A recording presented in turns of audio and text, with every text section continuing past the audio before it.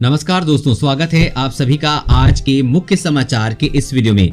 जी हां दोस्तों, मोदी सरकार की तरफ से बड़ी और महत्वपूर्ण खबर की अपडेट निकल कर आ रही है, जिसकी सटीक जानकारी हम आपको इस वीडियो में देंगे। बस आप इस वीडियो के साथ अंत तक बने रहें। इसी के साथ दोस्तों, आज की बड़ी खबरों में आपको बताएंगे कि सरकार का बड़ा ऐलान, देश में टीका लगाने के लिए घर घर शुरू हुआ सर्वे।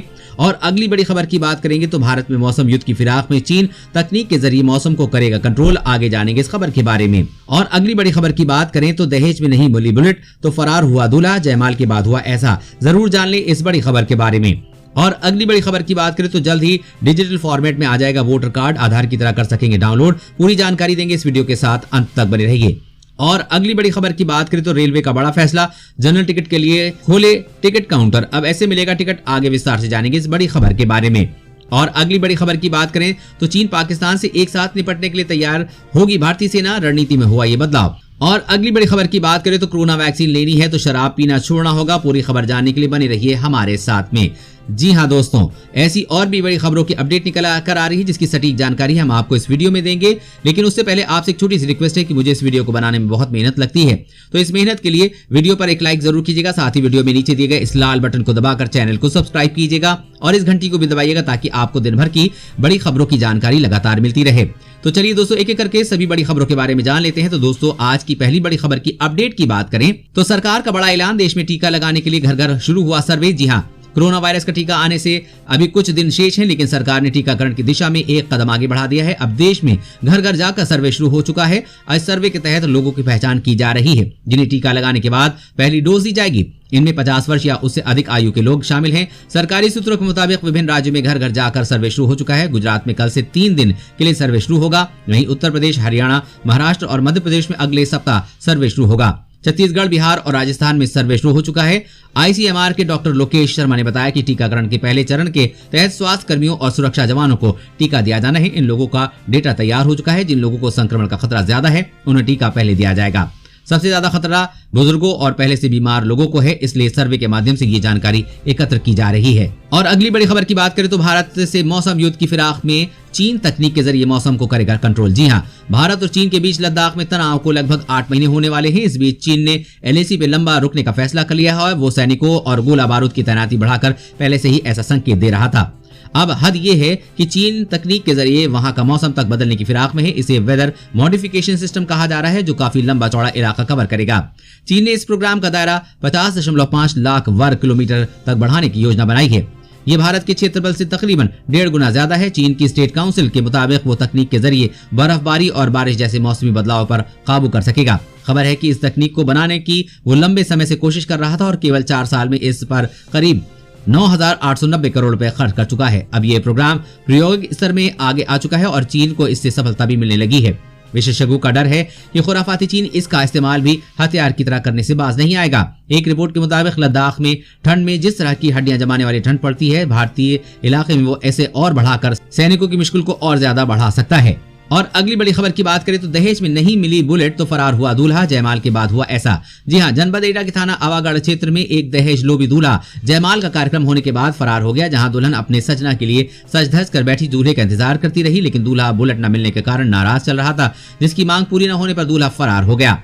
आपको बता दें कि दुल्हन पक्ष के लोगों ने पूरी बारात की अच्छे तरीके से आवभगत की व्यवस्था की और नाश्ते के कार्यक्रम के अनुसार जयमाला का कार्यक्रम भी हो गया। लेकिन उसके बाद दहेज लोभी दूल्हा बिना फेरों के ही अपनी बारात लेकर फरार हो गया। वहीं दूसरी तरफ बेचारी दुल्हन अपने दूल्हा के इंतजार में टकटकी लगाकर सज धज कर दरवाजे की तरफ देखती रही कि उसका दूल्हा आएगा, लेकिन ऐसा नहीं हुआ। सुबह तक दूल्हा वापस नहीं आया, जिसके बाद दुल्हन के परिवार थाने पहुंचे और उन्होंने दहेज लोभी दूल्हा और उसके परिजनों के खिलाफ मामला दर्ज कराकर न्याय की गुहार लगाई है। अब देखना होगा कि स्थानीय पुलिस आरोपी के खिलाफ क्या कार्रवाई करती है। दोस्तों, ऐसे दहेज लोभी लोगों के साथ क्या करना चाहिए, नीचे कमेंट करके जरूर बताइएगा। और अगली बड़ी खबर की बात करें तो जल्द ही डिजिटल फॉर्मेट में आ जाएगा वोटर कार्ड, आधार की तरह कर सकेंगे डाउनलोड। जी हाँ, भारतीय चुनाव आयोग अब मतदाता पहचान पत्र यानी कि वोटर कार्ड को डिजिटल स्वरूप में लाने की योजना का काम कर रहा है। इसका मतलब है कि आने वाले समय में वोटर कार्ड को भी आधार की कार्ड की तरह अपने पास डिजिटल फॉर्मेट में सुरक्षित रख सकेंगे और जरूरत पड़ने पर डाउनलोड भी कर सकेंगे। इस योजना के पीछे आयोग का उद्देश्य मतदाताओं को इलेक्ट्रिक फोटो आइडेंटिटी कार्ड सुविधा आसानी से मुहैया कराना है। जानकारी के अनुसार डिजिटल वोटर कार्ड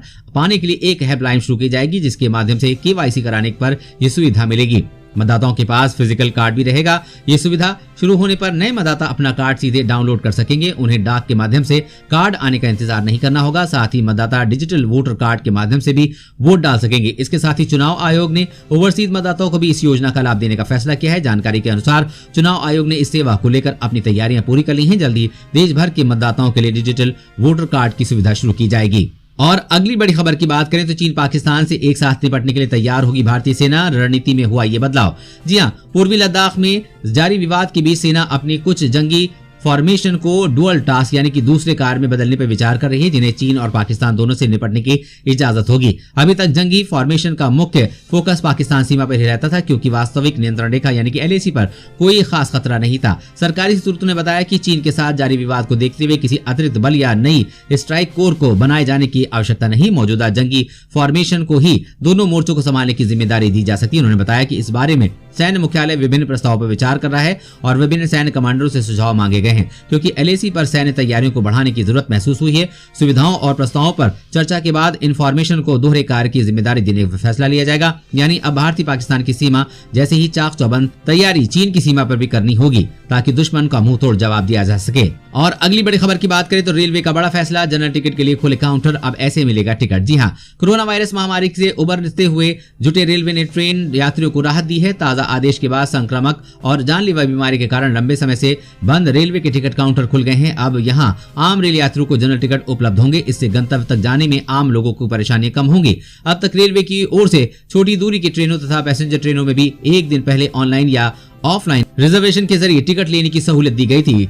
ऐसे में आम लोगों को यात्रा करने में अतिरिक्त सावधानी के साथ परेशानी भी उठानी पड़ रही थी। भारतीय रेल की ओर से जारी आदेश के मुताबिक रेलवे जोनल कार्यालय को जनरल टिकट जारी किए जाने संबंधी आदेश दिए गए हैं। इस आदेश के तहत टिकट खिड़कियों से जनरल टिकट जारी करने के लिए संबंधित जोन में चल रही ट्रेनों में यात्रा के लिए तमाम एहतियात के साथ टिकट जारी होंगे। और अगली बड़ी खबर की बात करें तो कृषि मंत्री की 2 टूक कानून वापस नहीं लिया जाएगा। सरकार चर्चा को तैयार, किसान नेताओं ने दी रेल रोकने की धमकी। जी हाँ, सरकार और किसानों के बीच की वार्ता किसान नेताओं के अड़ियल रुख के चलते अंधे मोड़ पर पहुंच गई है।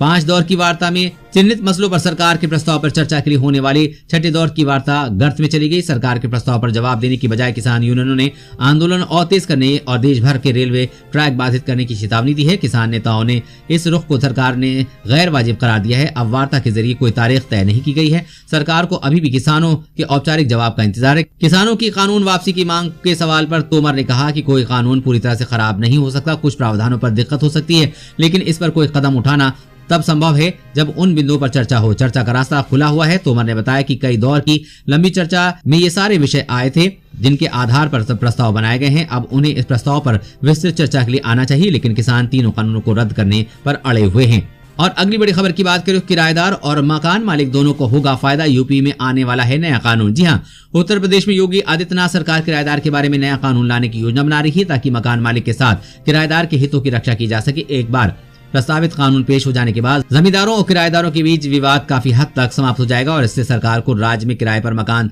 देने वाले लोगों की संख्या का पता लगाने में मदद मिलेगी। आवास विभाग के अधिकारियों के मुताबिक सालाना किराए में बढ़ोतरी की सबसे महत्वपूर्ण शर्त की मसौदे में शामिल किया गया है। मसौदा समझौते के तहत मालिक हर साल 10% किराया बढ़ाता है, लेकिन नया कानून लागू होने के बाद आवासीय संपत्तियों पर 5% और गैर आवासीय संपत्तियों पर 7% वार्षिक किराया बढ़ाया जाएगा। नए कानून के मुताबिक किराएदार को रहने की जगह का ध्यान रखना जरूरी होगा। किराएदार किराए की संपत्ति में नुकसान के लिए जिम्मेदार होगा। कानून में ये भी प्रावधान होगा कि अगर किराएदार 2 महीने के लिए किराया का पेमेंट करने में असमर्थ है तो मकान मालिक उसे हटा सकता है। मकान मालिक को किराएदार के विवरण का किराया प्राधिकरण को सूचित करना होगा। जल्द ये नियम लागू हो जाएंगे। और अगली बड़ी खबर की बात करें तो चीन बढ़ा रहा है परमाणु बमों का जखीरा, भारत और अमेरिका के लिए चेतावनी। रिपोर्ट में हुआ बड़ा खुलासा। जी हां, चीन आज के वर्तमान समय में परमाणु बमों का जखीरा तेजी के साथ बढ़ा रहा है। एक ताजा रिपोर्ट के मुताबिक एशिया में परमाणु हथियारों की संख्या के मामले में चीन पहले स्थान पर काबिज है। साथ ही साथ अपनी परमाणु बमों की संख्या को लगातार बढ़ा रहा है। साउथ चाइना सी में अमेरिका के साथ और लद्दाख में भारत के साथ बढ़ते तनाव को देखते हुए चीन परमाणु बमों की संख्या में लगातार वृद्धि कर रहा है। रिपोर्ट में खुलासा हुआ है कि चीन कई तरह के नए परमाणु हथियार बनाने पर लगा हुआ है। रिपोर्ट में खुलासा हुआ है कि चीन के पास जमीन से परमाणु हमला करने वाली 12 मिसाइलें मौजूद हैं, जबकि करीब 350 परमाणु बम बना चुका है। चीन इस बमों को लेकर लगातार अपग्रेड कर रहा है, साथ ही साथ इसे आधुनिक और खतरनाक बना रहा है। आपको बता दें कि अमेरिकी सेना रिपोर्ट में भी दावा किया गया है कि चीन के पास 200 एक्टिव परमाणु बम मौजूद हैं। चीन अमेरिका और भारत से सीधी टक्कर लेने के लिए तेजी के साथ परमाणु बम विकसित कर रहा है और इस पर चीनी वैज्ञानिक लगातार कार्य कर रहे हैं, जो कि दुनिया भर के लिए एक बड़ा खतरा बना हुआ है। और अगली बड़ी खबर की बात करें तो कोरोना वैक्सीन लेनी तो है तो शराब पीना होगा छोड़ना। जी हाँ, रूसी स्वास्थ्य मंत्रालय ने सलाह दी है कि स्पुतनिक वैक्सीन का हर डोज लेने के बाद कम से कम 3 दिन तक शराब का सेवन न करें। उन्होंने ये कहा कि हम पूर्ण शराबबंदी का बात नहीं कर रहे हैं, लेकिन एक नियंत्रित रोक आवश्यक है। ये केवल स्पुतनिक की नहीं, किसी भी कोरोना वैक्सीन के लिए कारगर सलाह है। वैज्ञानिकों के मुताबिक ये समझना जरूरी है कि शराब शरीर के रोग प्रतिरोधक क्षमता को कम कर देती है। ऐसे में कोविड रोधी टीके का असर न कम हो जाता है बल्कि बेअसर हो सकता है। इसके अलावा कोविड का टीका लेने के बाद 42 दिन तक किसी रोग प्रतिरोधक क्षमता कम करने वाली दवा का सेवन नहीं करना पड़ेगा। और अगली बड़ी खबर की बात करें तो कार बाइक के मालिक हैं तो आपके काम की है ये खबर, बीमा में हुआ बड़ा बदलाव। जी हाँ, कार बाइक रखने वालों के लिए पर्सनल एक्सीडेंट कवर लेना जरूरी होता है, लेकिन अलग अलग शर्तों की वजह से ग्राहकों के बीच हमेशा कंफ्यूजन बना रहता है। हेल्थ और टर्म प्लान में स्टैंडर्ड प्रोडक्ट के बाद अब पर्सनल एक्सीडेंट कवर में भी स्टैंडर्ड पॉलिसी आएगी। इसके लिए इंश्योरेंस रेगुलेटरी IRDAI ने ड्राफ्ट सर्कुलर जारी कर दिया है। IRDAI के मुताबिक इंश्योरेंस इंडस्ट्री में कई पर्सनल एक्सीडेंट प्रोडक्ट मौजूद हैं जो ग्राहक के लिए चुनना कठिन होता है। इसलिए नए प्रोडक्ट में सभी कंपनियों के फीचर्स एक समान होंगे, लेकिन कंपनियों को कीमत तय करने का अधिकार होगा। यही नहीं, IRDAI जल्द ऐसी व्यवस्था भी करने जा रहा है जिससे नौकरी पेशा लोगों को मेडिक्लेम मुफ्त मिले। IRDAI के चेयरमैन ने बीमा कंपनियों से कहा है कि वो MSME के कामगारों के लिए भी बीमा उत्पाद पेश करें। MSME के साथ मिलकर कंपनियां इसके लिए सस्ती बीमा पॉलिसी पेश कर सकती हैं। खुंटिया ने CII के कार्यक्रम में कहा कि मैं बीमा कंपनियों से और उत्पाद बनाने का आग्रह करूंगा। खुंटिया के मुताबिक कंपनी अगर कर्मचारी को 10,000 रुपए की प्रतिमाह वेतन दे सकती है तो ऐसे में वो 5 लाख रुपए की हेल्थ बीमा पॉलिसी भी दे सकती है, जिसके परिणाम में ज्यादा खर्च भी नहीं आएगा। दोस्तों, आज की खबरों में बस इतना ही। इसी तरह हर रोज काम की खबरें जानने के लिए आप हमेशा हमारे साथ जुड़े रहें। हमारे साथ जुड़ने के लिए वीडियो के नीचे दिए गए इस लाल बटन को दबाइए और साथ ही इस घंटी को भी दबाइए ताकि आपको हर खबर की सटीक जानकारी मिल सके। जय हिंद।